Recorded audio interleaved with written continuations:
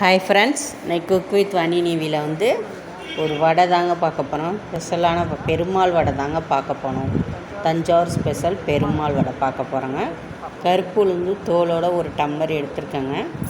அதை நல்லா கொட்டி நல்லா க்ளீன் பண்ணிவிட்டு போட்டுக்கோங்க. நல்லா தண்ணி ஊற்றி நல்லா அலசி 2 டைம்ஸ் தண்ணி ஊற்றி அலசி ஊற வச்சுக்கோங்க.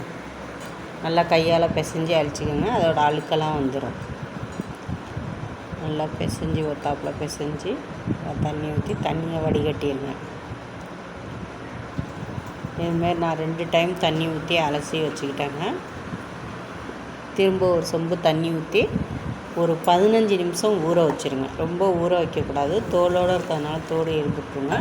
நம்ம தோலோடு தான் சேர்த்து செய்ய போகிறோம் வடை. அதனால் நீங்கள் ஒரு 15 நிமிஷம் ஊற வச்சுக்கோங்க. 15 நிமிஷம் ஊறிடுச்சுங்க. ஊறினதை எடுத்து ஒரு மிக்ஸி ஜாரில் போட்டுக்குவோம்.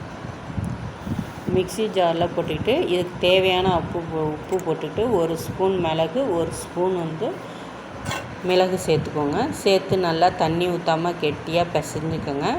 இதுக்கு பெருமாளுக்கு வைக்கிறதுனால இதில் வெங்காயம்லாம் போடக்கூடாதுங்க.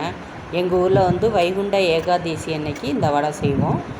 ஒரு தேங்காய் பல்லாக அரிஞ்சு போட்டுக்கிட்டேன். கருவேப்பிலை, கொத்தமல்லி தழை போட்டுக்கோங்க. போட்டுக்கிட்டு நல்லா உருண்டையாக உருட்டிக்கிட்டு ஒரு வாழை இலை இல்லைன்னா இதுமாரி கவரில் தட்டி போட்டுருங்க.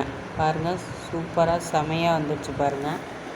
இதுமாரி எண்ணெய் காஞ்சோன்னா போட வேண்டியதாங்க. தட்டி போட்டுட்டு வடை ரெடி ஆகிடுச்சுங்க.